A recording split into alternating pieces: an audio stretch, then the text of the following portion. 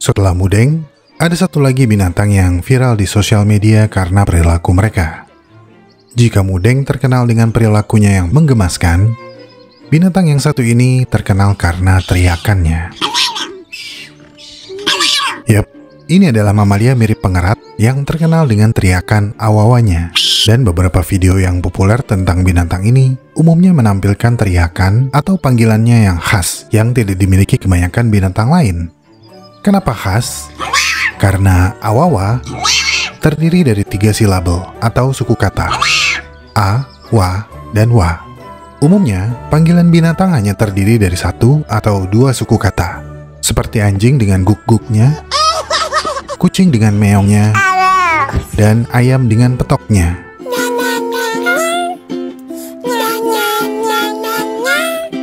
Dan peneliti menilai kemampuan binatang dengan panggilan yang memiliki lebih dari 2 suku kata adalah binatang spesial. Apakah mamalia ini spesial? Bisa jadi. Tapi binatang apakah ini? Dan apa makna di balik panggilan mereka? Dalam video kali ini, kita akan sama-sama mencari tahu tentang binatang yang sedang naik daun ini. Ini adalah awawa. Maksud saya, ini adalah Hyrax dari ordo Hyracoidea.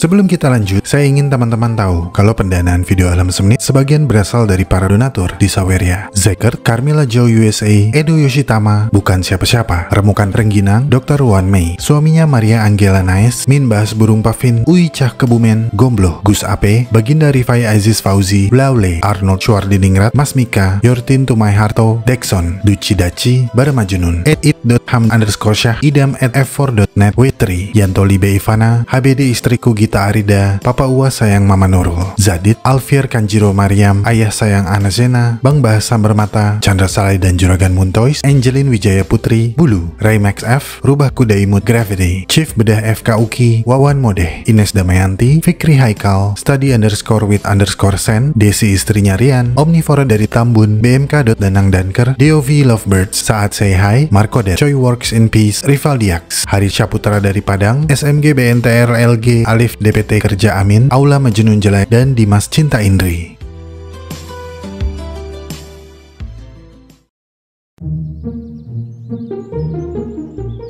Tadi saya bilang kalau binatang ini merupakan mamalia mirip pengerat. Tapi apakah mereka pengerat? Oh ya, nggak tahu. Ini mungkin ada hubungannya dengan nama ilmiahnya.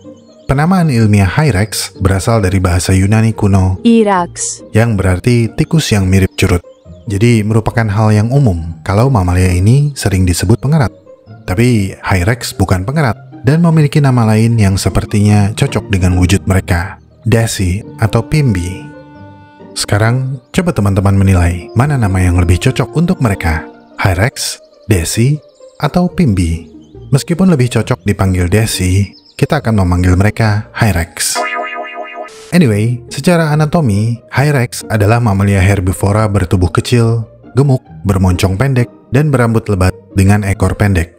Mereka biasanya memiliki panjang tubuh antara 30 hingga 70 cm dengan berat antara 2 hingga 5 kg. Secara sepintas, mereka mirip dengan marmut atau pika versi gede. Tapi secara taksonomi, mereka lebih dekat hubungan kekerabatannya dengan gajah dan sirenia, seperti dugong dan manatee.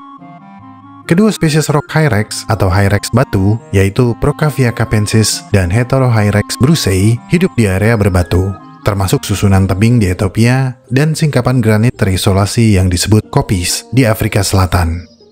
Semua Hyrax hanya dapat ditemukan di wilayah Afrika, dengan pengecualian Hyrax batu Procavia capensis, yang juga dapat ditemukan di wilayah Timur Tengah. Hyrax modern memiliki sejumlah karakteristik mamalia primitif, seperti regulasi suhu internal yang kurang berkembang, yang menyebabkan mereka mengembangkan perilaku termoregulasi, seperti berkerumun bersama untuk mendapatkan kehangatan dan berjemur bersama di bawah siraman sinar matahari. Karakteristik primitif lain yang mereka miliki berhubungan dengan penggunaan gigi depannya. Tidak seperti kebanyakan mamalia herbivora, mereka tidak menggunakan gigi seri di bagian depan rahang untuk memotong daun dan rumput. Sebaliknya, mereka menggunakan gigi geraham di sisi rahangnya. Dua gigi seri atas berukuran cukup besar dan tumbuh terus-menerus sepanjang hidupnya, mirip dengan gading gajah atau gigi seri mamalia pengerat. Sementara 4 gigi seri bawah berfungsi sebagai pembersih tubuh dan disebut gigi sisir. Diastema atau jarak antar gigi juga terjadi di antara gigi seri dan gigi geraham. Meskipun bukan ruminansia, Hyrax memiliki sistem pencernaan yang kompleks dan memiliki banyak bilik di dalam lambung yang memungkinkan pertumbuhan bakteri simbiotik yang membantu memecah material tumbuhan yang keras. Tapi kemampuan mereka untuk mencerna serat jauh lebih rendah daripada ungulata. Gerakan mengunyah Hyrax juga mirip seperti gerakan mengunyah ruminansia, tapi Hyrax tidak mampu memamah biak atau memuntahkan kembali makanan yang setengah dicerna seperti yang dilakukan kebanyakan ungulata berjari genap dan beberapa marsupial. Perilaku mengunyah ini diduga merupakan bentuk perilaku agonistik saat mamalia ini merasa terancam. Perilaku agonistik ya, bukan agnostik. Perilaku agonistik adalah serangkaian perilaku yang dilakukan suatu organisme untuk merespons interaksi organisme lain. Perilaku ini dapat meliputi agresi, ancaman, ketidaknyamanan, dan penghindaran yang terjadi selama interaksi antara anggota spesies yang sama atau berbeda. Umumnya digunakan untuk mempertahankan wilayah, membangun hierarki dominansi, dan mengusir pesaing. Contoh perilaku ini bisa kita amati pada kucing yang meratakan kedua daun telinga saat merasa terancam, atau anjing yang kicep dengan ekor yang terlipat di antara kedua kaki belakangnya, atau ayam yang mengembangkan bulu di leher supaya terlihat mengintimidasi. Untuk mendapat tempat tinggal atau sarang, Hyrax tidak secara khusus membangun sarang, tetapi mereka akan secara aktif mencari berbagai tempat perlindungan di lubang-lubang atau celah tebing yang tersedia secara alami. Mereka diduga beberapa kali berpindah dan bertukar sarang untuk mendapatkan sarang ideal yang sesuai dengan ukuran tubuh dan kebutuhan konfigurasi lain. Kelompok Hyrax sepertinya sangat menjaga kebersihan sarangnya dan hanya pipis atau di area komunal yang telah ditentukan. Pipis mereka yang kental akan mengering dengan cepat ketika menyentuh bebatuan yang hangat dan pada akhirnya dapat membentuk tumpukan pipis dan kering yang besar. Dan karena Hyrax akan terus menggunakan area pipis dan komunal ini dari generasi ke generasi, struktur pipis dan kering ini dapat berasal dari ribuan tahun yang lalu. Seringkali membentuk miden atau tumpukan membatu dan dikenal sebagai Hyraceum. Menariknya, Hyraceum sering digunakan sebagai bahan parfum atau sebagai bahan pengobatan tradisional. Ini menarik karena secara esensi, Hyraceum adalah fosil pipis dan Hyrax. Tumpukan pipis dan kering ini akan dipengaruhi oleh cuaca, tersapu oleh air hujan, dan terurai seiring berjalannya waktu, sehingga menghasilkan material yang menyerupai batu. Proses ini dapat memakan waktu ratusan, bahkan ribuan tahun. Belum jelas bagaimana sejarah penemuan Hyraceum, namun manusia telah menggunakannya dalam wewangian untuk menciptakan aroma hangat yang kompleks. Para pemburu menggunakan Hyraceum untuk menyebabkan stres atau rasa sakit pada binatang buruan. Sementara di Afrika Selatan, Hyraceum juga telah digunakan untuk mengobati epilepsi. Karena manfaatnya yang banyak, Hyraceum juga dikenal sebagai Stone of Africa dan Stone of God. Selain Hyraceum, Hyrax juga memiliki keunggulan lain, yaitu matanya yang memiliki iris yang sedikit memanjang di atas pupilnya, yang berfungsi sebagai pelindung dari kebutaan. Iris mereka secara efektif mengurangi jumlah cahaya matahari yang masuk ke mata, sehingga mereka dapat menatap matahari dalam waktu yang lama. Bush Hyrax atau Hyrax semak memiliki umbraculum di pupil mereka yang memanjang dari iris. Hal ini memungkinkan mereka untuk mendeteksi predator udara saat mereka berjemur menatap matahari. Keunggulan Hyrax yang lain datang dari kaki mereka yang memiliki bantalan empuk dengan banyak kelenjar keringat yang dapat membantu mereka mempertahankan cengkeramannya saat bergerak cepat di permukaan bebatuan yang curam. Hyrax memiliki jari-jari yang pendek dengan kuku yang keras. Kaki depan mereka memiliki 4 jari, sementara kaki belakang memiliki 3 jari. Mereka juga memiliki ginjal yang efisien yang mampu menahan dan mengolah air, sehingga mereka dapat bertahan hidup lebih baik di lingkungan tebing yang gersang. Hyrax hidup dalam kelompok keluarga kecil dengan satu jantan yang secara agresif mempertahankan wilayah dari saingan. Jika lingkungan dan ruang hidup sangat baik dan anggota kelompok berlimpah, pejantan mungkin memiliki akses ke beberapa kelompok betina.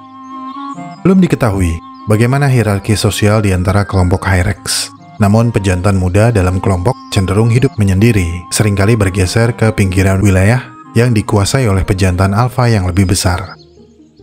Pejantan alfa hanya kawin dengan betina yang lebih muda, dan pejantan muda akan mengawini betina yang telah memiliki anak dan akan mencari wilayah baru untuk membentuk subkelompok yang baru.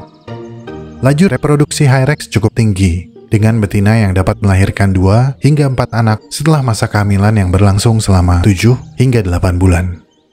Tergantung pada spesiesnya, Hyrax muda akan disapih pada usia 1 hingga 5 bulan dan akan mencapai kematangan seksual pada usia 16 hingga 17 bulan untuk mengulang kembali siklus hidup mereka. Tergantung predasi di habitatnya, Hyrax diketahui memiliki rentang hidup mulai dari 9 hingga 14 tahun.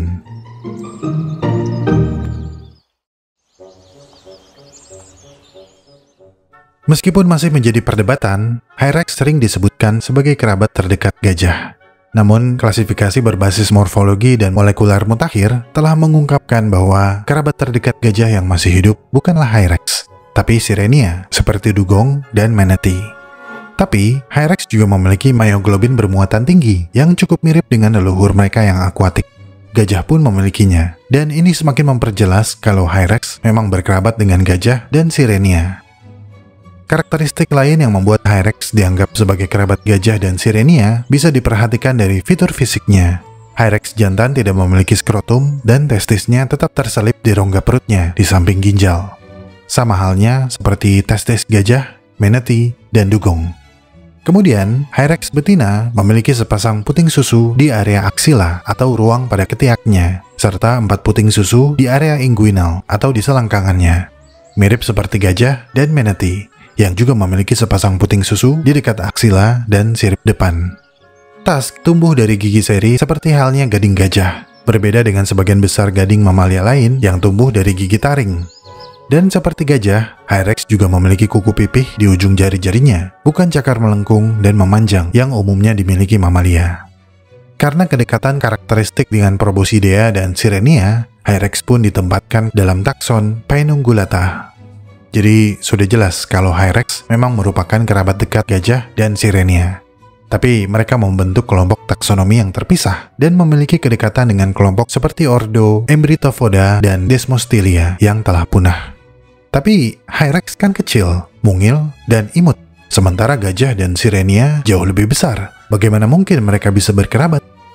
Sebagai informasi, Hyrax yang kita kenal sekarang adalah Hyrax modern. Karena menurut catatan fosil, dulu, Hyrax merupakan kelompok yang jauh lebih beragam, meliputi spesies yang memiliki ukuran yang jauh lebih besar daripada Hyrax modern. Semua Hyrax modern adalah anggota famili Procaviidae, satu-satunya famili yang masih hidup dalam ordo Hyracoidea dan hanya ditemukan di Afrika dan Timur Tengah. Namun, di masa lalu, Hyrax lebih beragam dan tersebar luas. 30 juta tahun yang lalu, di satu lokasi di Mesir, ordo ini pertama kali muncul dalam catatan fosil sebagai bentuk Dimyterium. Selama pertengahan hingga akhir kala Eosen, ada banyak spesies Hyrax yang berbeda. Titanohyrax ultimus adalah Hyrax terbesar yang diketahui, yang diperkirakan memiliki berat antara 600 hingga 1300 kg, setara dengan badak. Megalohyrax dari awal kala Eosen memiliki tubuh sebesar tapir. Namun selama kala Miosen, muncul persaingan dari kelompok Bovidae yang baru berkembang, dengan fitur tubuh yang menjadikan mereka kelompok pemakan rumput dan penjelajah yang sangat efisien.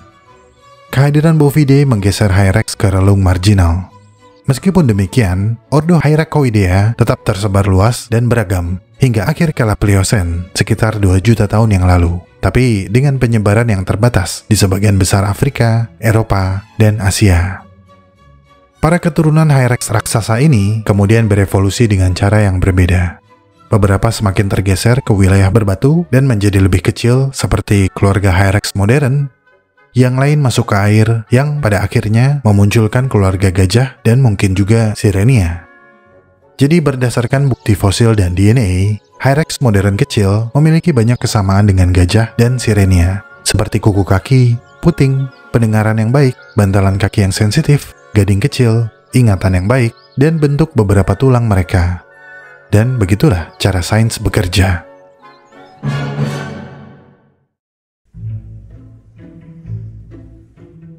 Karena sering didokumentasikan berteriak awawa, kita jadi tahu kalau mamalia kecil ini sangat vokal. Di alam liar pun demikian, pejantan kerap menyerukan panggilan-panggilan rumit yang dapat berlangsung selama beberapa menit. Dan setelah beberapa pengamatan, para ilmuwan telah menemukan bahwa panggilan tersebut mirip dengan nyanyian, dan urutan nada-nada pada nyanyian tersebut sangat penting. Para peneliti menduga bahwa lagu-lagu tersebut memiliki sintaks dan bisa saja menandakan sebuah cara berkomunikasi.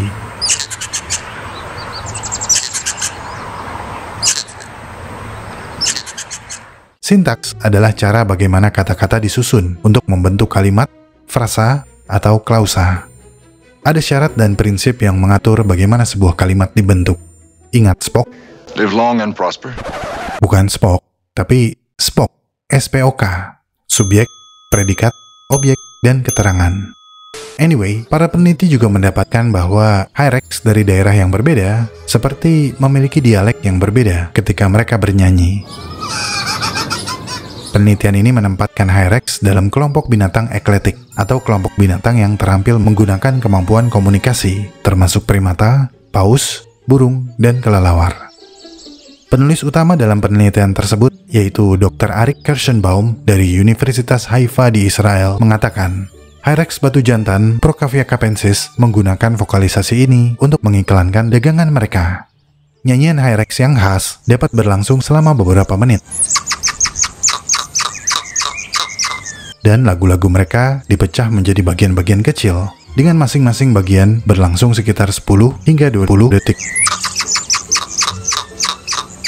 Setiap bagian terdiri dari sejumlah nada yang bisa disebut syllable atau suku kata. Hanya ada sedikit suku kata yang membentuk lagu Hyrax, dan setiap bunyinya sangat berbeda. Dan dari semua ini, sebuah bahasa utuh dapat disusun dengan menggabungkan tiap bagiannya dalam banyak cara. Setelah melakukan rekaman pada 9 tempat berbeda, timnya Dr. Arik mendapati kalau nyanyian Hyrax bukanlah bunyi acak. Dengan membandingkan rekaman nyanyian Hyrax, tim peneliti menemukan bahwa kelompok Hyrax batu yang hidup pada jangkauan kurang dari 5 km memiliki struktur yang sangat mirip, sedangkan kelompok yang hidup berjauhan memiliki komposisi nyanyian yang sangat berbeda. Ini setara dengan dialek regional. Dr. Arik membandingkan perbedaan ini seperti antara English UK dan English US. Arti sama, tapi penyebutan berbeda. Bottle of water. Bottle of water. Bisa jadi, kelompok terdekat meniru kelompok lain. Dan ini menunjukkan indikasi bahwa variasi nyanyian tersebut tidak acak. Temuan ini menunjukkan bahwa komunikasi Hyrax memiliki kesamaan dengan mamalia lain yang menggunakan sintaks, termasuk paus, lumba-lumba, kelelawar, dan beberapa primata. Dr. Arik mengatakan, meskipun Hyrax tidak serta-merta dianggap sebagai hewan intelek seperti gajah, simpanse, atau lumba-lumba, Hyrax tetap bisa mengembangkan bahasa yang kompleks karena mereka hidup dalam koloni besar, dan komunikasi sangatlah berguna bagi binatang yang hidup berkelompok. Namun Dr. Arik mengatakan, nyanyian ini sebenarnya bukan bentuk komunikasi seperti yang mereka lakukan di dalam kelompok wilayahnya. Dr. Arik menduga kalau nyanyian Hyrax lebih mirip dengan nyanyian burung. Ini adalah semacam bentuk iklan. Pejantan menyanyikan lagu yang lebih kompleks untuk menunjukkan kepada betina dari kelompok lain bahwa mereka lebih bugar, lebih mampu menunjukkan keragaman vokalisasi yang lebih besar. Kemudian pejantan muda akan meniru pejantan dominan dan mencoba bernyanyi seolah dia adalah pejantan dominan. Itulah sebabnya ada kesamaan nyanyian pada kelompok yang sama. Jadi jika disederhanakan, penelitian mendapatkan kalau nyanyian mereka tidak memiliki nilai komunikasi kompleks dan hanya merupakan slogan iklan. Namun, panggilan awawa yang dilakukan di dalam kelompok memiliki arti-arti yang berbeda yang dapat dipecah dan disusun per suku kata. Jadi, awawa yang ini mungkin mengandung arti berbeda jika dibandingkan dengan awawa yang ini.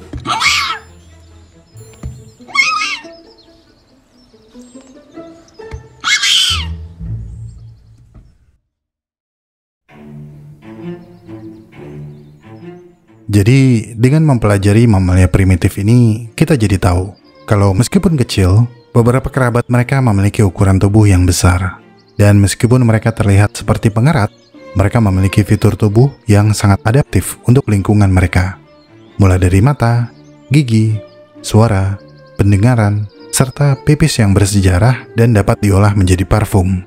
Tapi sayangnya, karena pertumbuhannya yang cepat dan kemampuan makannya yang cukup besar, Hyrax dianggap hama di beberapa daerah karena menyebabkan kerugian yang besar bagi petani. Mereka juga harus bersaing dengan hewan ternak lain untuk mendapatkan makanan. Tempat mereka biasa mencari makan, sekarang sudah berubah menjadi tempat penggembalaan. Selain itu, kehadiran hewan ternak juga dapat membawa penyakit baru bagi Hyrax. Dan karena mereka hidup berkelompok, ketika satu Hyrax sakit, maka keseluruhan populasi bisa terancam. Bahkan satu penyakit kecil seperti kudis telah diketahui mampu memusnahkan satu koloni di Afrika Selatan. Dan tentu saja karena mantel bulunya yang lembut dan dagingnya yang katanya lezat, Hyrax batu juga kerap diburu oleh manusia. Fenomena populernya spesies binatang tertentu melalui sosial media seperti pisau bermata dua. Satu mata pisau bersifat baik karena dapat membuka wawasan manusia akan binatang yang kurang mendapat perhatian. Tapi mata pisau yang lain dapat menyebabkan keinginan manusia yang suka pelihara-pelihara binatang tanpa pengetahuan yang cukup, atau melatari kemunculan pihak-pihak yang berperan sebagai rescue atau penyelamat palsu. Hyrax memang tidak terancam punah, tapi juga tidak dianjurkan untuk dipelihara karena tergolong binatang liar dan belum didomestikasi. Sifat mereka yang cenderung agresif juga membuka potensi untuk penyakit zoonosis baru. Jadi meskipun lucu dan menggemaskan, sepertinya memang lebih baik melihat mereka dari kejauhan. Mari kita nikmati fenomena kemunculan spesies-spesies menarik berikutnya dan pengetahuan-pengetahuan baru di balik kehadiran mereka.